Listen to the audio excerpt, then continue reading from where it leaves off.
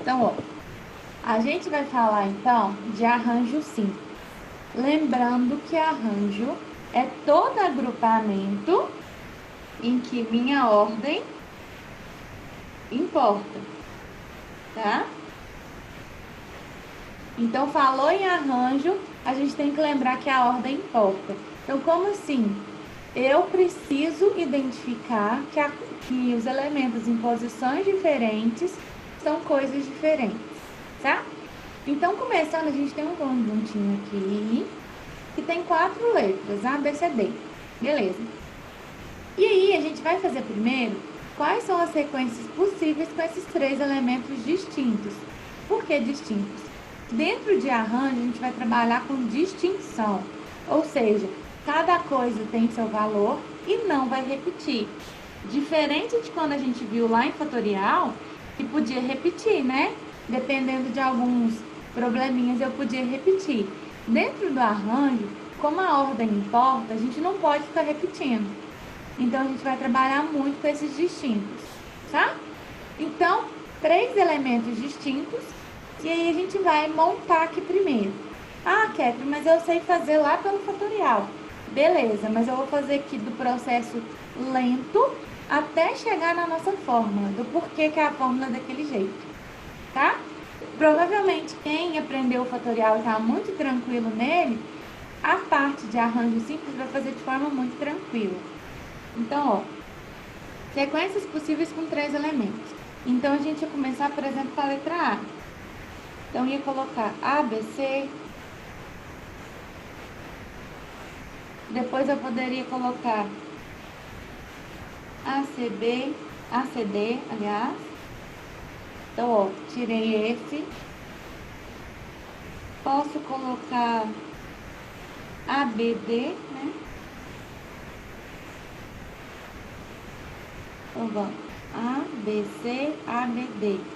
Eu fiz A, C, D, beleza. Agora, com A e B, a D já foi as 2 possibilidades. Com A, C, não foi. A, C, eu tenho D e tenho B. Beleza. Agora, eu tenho A, B, C, A, B, D, A, C, D, agora com B. Eu tenho B, A, C.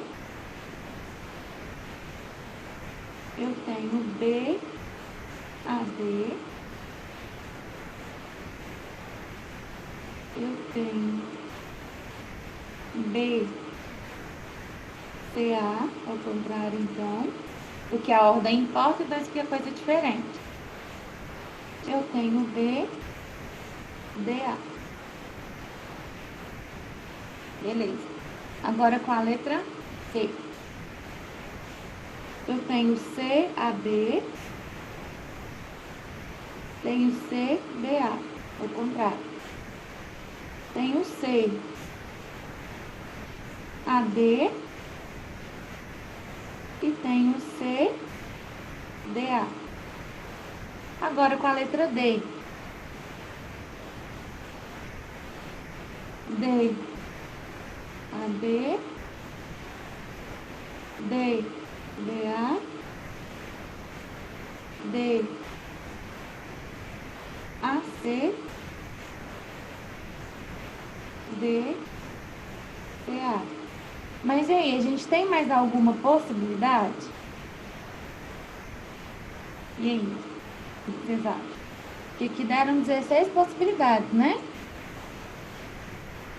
ABC, ACB, BAC, BCA, CAB, CBA, ABD, ADB, ó, tá faltando um.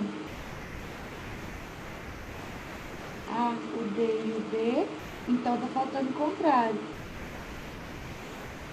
ADB, cadê?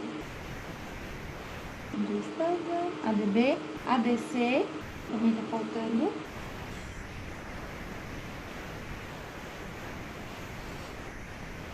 BDC, B, D e C. Faltou aqui. Então, faltou o B, C, D. Faltou de K com C. Tem o A com B, tá faltando o A com o D, tá aqui, né? E o B com o D.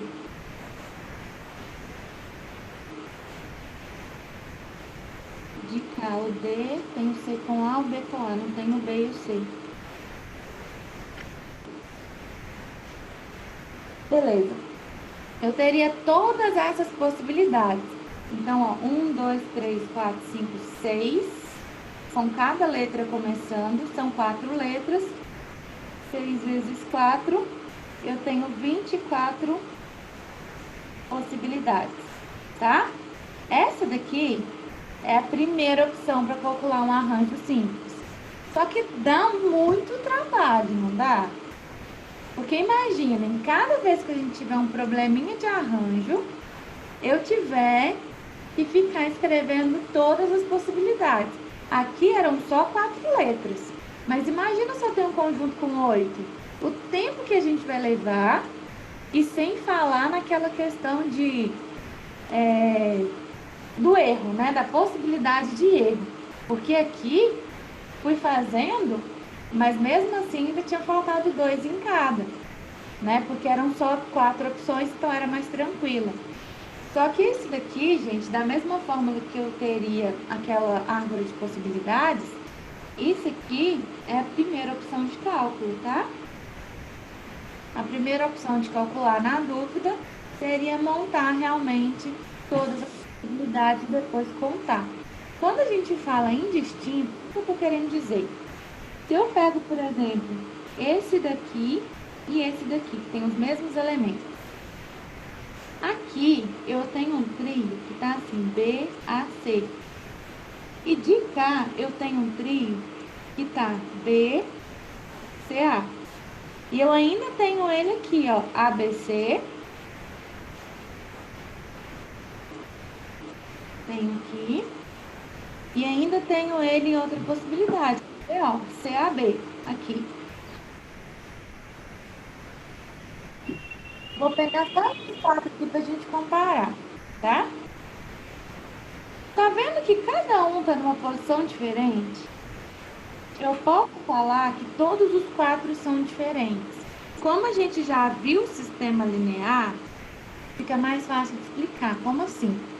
No sistema linear, quando eu tenho um trio de respostas, eu sei que o meu padrão é x, y e z. Né? Meu padrão é x, y, z. Então, em cada um desses aqui, eu teria um valor diferente para o x, para o y e para o z.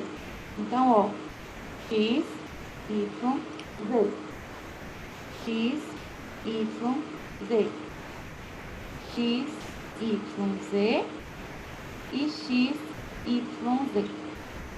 Então, quando a gente for trabalhar essa parte de arranjo, em que a ordem importa, lembra de sistema linear. Por quê? Nesse primeiro aqui, nesse primeiro trio, o meu x vale A, o meu y vale B e o meu z vale C, por causa da ordem que veio. Nesse segundo, o meu x é B, o meu y é A e o meu z é a letra C. No terceiro, o x é B, o y é C e o z é A.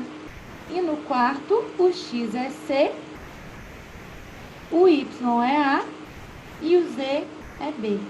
Então, em cada um desses, eu tenho um valor diferente para o meu x, para o y e para o meu z. Ah, mas repetiu o B aqui, nesses dois. Ok, o x deu o mesmo valor, mas o y e o z não deu diferente? Então, quer dizer que são coisas totalmente diferentes. Se são coisas totalmente diferentes, por isso que em arranjo a ordem importa, tá? Se eu fosse substituir numa equação, se fosse números ao invés de letras, né? Faria todo sentido, porque cada incógnita dessa aqui teria um valor numérico diferente. Então, um exemplo, segunda possibilidade de cálculo agora. tá? Nossa segunda opção para calcular arranjo. A segunda opção para calcular arranjo simples, vocês já faziam. Como assim? Eu queria uma sequência,